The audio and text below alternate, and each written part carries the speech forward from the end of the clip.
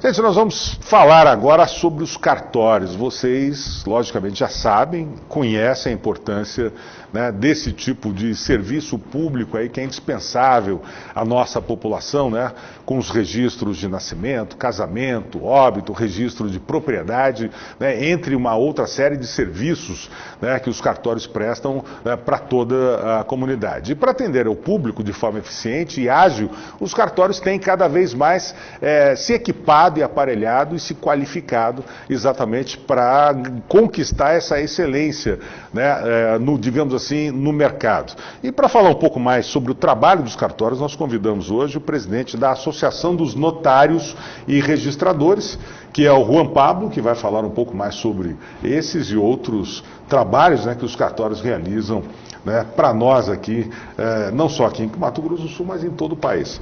Juan, prazer te receber aqui. Muito obrigado, Og. Boa tarde a todos. Nós que já nos conhecíamos, né, de outras oportunidades, agora tenho a oportunidade, o prazer de te receber aqui. Bom, Juan, quero começar falando primeiro, para a gente falar dessa grande mudança que houve nos cartórios, alguns anos para cá, né, que o cartório antigamente era uma, digamos assim, era uma coisa hereditária, era passado, né, de filho para filho, ficava dentro da família, e de alguns anos para cá mudou, né, isso. O cartório, na verdade, ele passa a ser agora uma concessão pública, né? Explica para a gente quais foram essas mudanças e o que mudou para os notários, cartorários hoje, em relação a isso. Perfeito. Na realidade, a Constituição Federal, no seu artigo 236, rege as atividades notariais e registrais. O ingresso nessas atividades hoje tem que se dar por concurso público.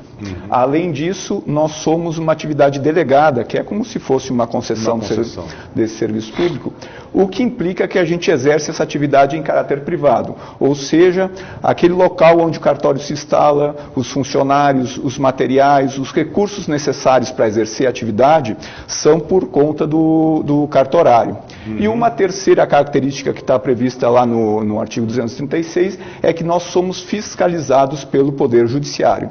Então, esse é o arcabouço jurídico da nossa atividade. Nós fazemos concurso, somos privados e fiscalizados pelo Poder Judiciário para prestar um bom serviço. Isso, de uma certa forma, acirrou, né? Já que, por exemplo, os cartórios hoje, apesar de ser uma concessão, você tem que prestar concurso, mas eles parecem unidades privadas, né? Apesar de serem públicas. Isso promoveu uma concorrência em termos de custos, de atendimento, de estrutura, que fez com que os cartórios pudessem oferecer serviços melhores e brigar por preços e valores assim, não? Em relação à situação dos preços, são definidos por lei. Isso é a tabela. Tem uma tabela. Então, os cartorários precisam seguir aquela lei. Contudo, em relação à prestação do serviço, o que a gente tem visto nos últimos anos, em função do concurso, é que os novos cartórios vêm sendo instalados de forma muito mais eficiente e de forma muito mais qualificada. Há programas de treinamento aos funcionários, há instalações, há programas de informática avançados, e aquilo que se diz que os cartórios eram burocráticos e o famoso carimbo de antigamente vão sendo eliminados. Alguns exemplos de serviços que determinam a eficiência do cartório são, por exemplo, hoje os cartórios conseguem fazer o chamado apostilamento, que é a legalização de documentos para que surtam efeitos no exterior. Isso consegue ser feito em 2 ou 3 dias, quando antes demorava 2 ou 3 anos, quando passava pelo Ministério de Relações Exteriores. Escrituras de inventário e partilha, também, mesmo que fossem consensuais, no judiciário demorava 2 ou 3 anos, hoje é feito numa semana no cartório. Então, são exemplos de como os cartórios podem trazer eficiência para os serviços. Ô, Juan, a gente percebe que muitos documentos hoje a gente consegue, muitas certidões você consegue obter de forma online no seu computador e quase que imediatamente ali, ou no caso, buscá-la no cartório no dia seguinte, ou recebê-la no dia seguinte no seu e-mail, alguma coisa assim. Quer dizer, isso aumentou o leque de serviços prestados via online também, né? Sim, os cartórios hoje estão 90% informatizados, não é? E interligados também. Sim, estamos com, por exemplo, em relação ao registro de imóveis, nós temos uma central registral, através de www.serims.com.br, pode ser solicitadas certidões e ser obtidas via central. Ou mesmo quando vai lá no cartório, a certidão sai na hora.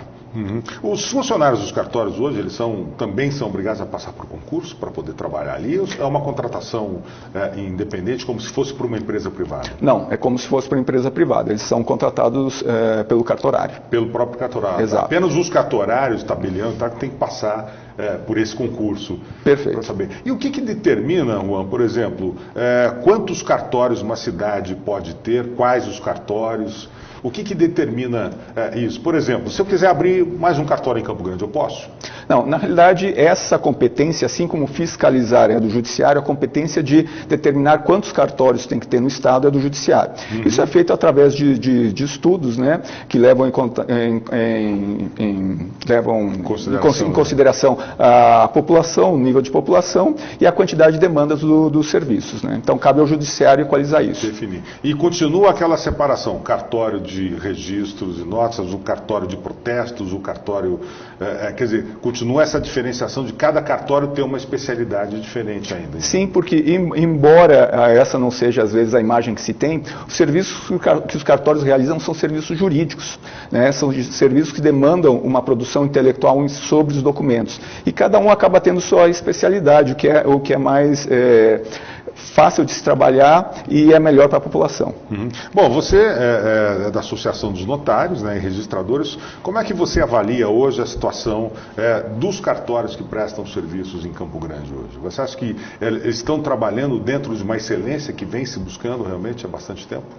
Nós temos aqui em Campo Grande já cartórios certificados pela BNT, cartórios que foram premiados com prêmio de qualidade total da Noreg BR, já em condição diamante, ou seja, no topo. Uhum. E a gente tem visto que as instalações físicas de alguns cartórios realmente são muito boas. Inclusive, nós tivemos uma visita aqui do CNJ no mês passado ou retrasado e houve elogios aos cartórios de Campo Grande. É mesmo. Em termos de Brasil, nós estamos bem, então. Sim, não tenho dúvida em dizer isso. Agora, queria entender o seguinte, talvez, acho que por causa dessa mudança que houve, né, de não ser mais uma questão hereditária, de vai passando de família para família, mas ser assim agora uma espécie de concessão, como você disse, mas alguns cartórios aqui mudaram de nome e de ofício, digamos assim. Por exemplo, o cartório que era do 7º ofício, aquele cartório que fica ali na região central, na 15 de novembro, era 7º ofício e já não é mais 7º ofício, acho que é 2º tabelionato, alguma coisa, não me lembro exatamente. Essa mudança de cartório veio de nominação, digamos assim, veio também com essa mudança, né, de gerenciamento dos cartórios? O que acontece, essa situação de primeiro ofício, segundo ofício, etc., vem estabelecida na lei estadual que cria os cartórios. Uhum. O que costuma acontecer é de se colocar também abaixo dessa denominação o nome do responsável para que se identifique também aquele que está gerindo o cartório. Né? Então nós temos, por exemplo, já que o senhor nominou, 7º ofício, do Dr. Fábio Zonta, não é? Uhum. E assim por diante. Entendi. E quais são os serviços que são prestados hoje gratuitamente pelos cartórios e quem é que tem direito a esses serviços gratuitos? Então, os cartórios têm uma série de serviços que são gratuitos também. Nascimentos, casamentos, óbitos, regularização fundiária, que hoje o Estado está atuando fortemente nisso, e nós temos serviços também que, embora não haja gratuidade, há uma redução substancial nos emolumentos previstos na tabela. Por exemplo, primeira aquisição imobiliária financiada pelo SFH, Minha Casa Minha Vida, e esses descontos podem chegar até 75%. Esses descontos são na hora do registro da escritura, que baixaram de preço? Nas duas situações, tanto na lavratura da escritura quanto no registro do documento. E toda essa tecnologia que os cartórios agora estão se revestindo, né, para se interligarem, para permitir que nós tenhamos aí documentos e certidões de forma mais ágil na mão, isso também acabou baixando ou forçando um pouco cair os custos dos serviços dos cartórios, não? Na realidade, infelizmente, e é preciso que se diga, a tabela ela não é atualizada desde 2013. Então, tem 5 anos. Né, tem 5 anos. Contudo, houve algum acréscimo nos valores em função de algumas taxas, né? Foram criadas algumas taxas em cima dos próprios serviços dos cartórios que acabaram encarecendo um pouquinho. Então, quer dizer, que toda essa mudança toda, a população ainda sofre um pouquinho para pagar pelos serviços cartorários, e alguns são até obrigatórios, né? Por exemplo, você vai vender um imóvel hoje, né, de uma certa forma a gente é obrigado a pagar algumas taxas ali, muita gente talvez não entenda por quê, mas são serviços que são obrigatórios, né? Gostaria de ressaltar, são taxas que não revertem para o cartorário, que revertem para o governo. Pois, gente, todas as taxas que nós pagamos em cartório hoje, o que é do cartorário, o que vai para o governo, para a justiça? Hoje nós temos 15% para o Judiciário, 10% para o Ministério Público, 6% para a Defensoria Pública, 4% para a PGE, 5% ISSQN, 27,5% Imposto de Renda, fora os outros tributos que oneram a nossa folha de... Na média, a gente pode... boa distribuição, então, do dinheiro que vai ali. Na média, a gente pode dizer que em torno de 65% a 70% que é pago no cartório volta para o governo de alguma forma. Quer dizer, como todos os impostos que nós pagamos, né, Rui, de uma certa forma.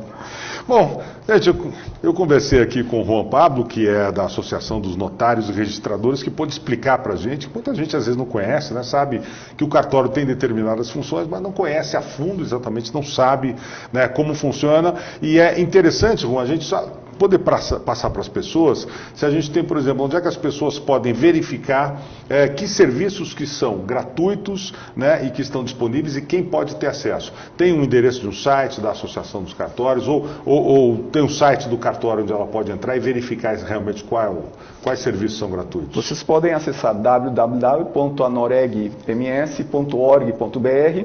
Lá podem ser localizados todos os cartórios do Estado e maiores informações a respeito dos serviços dos cartórios. O que é gratuito e tem uma tabela de preços ali também do que pode ser feito.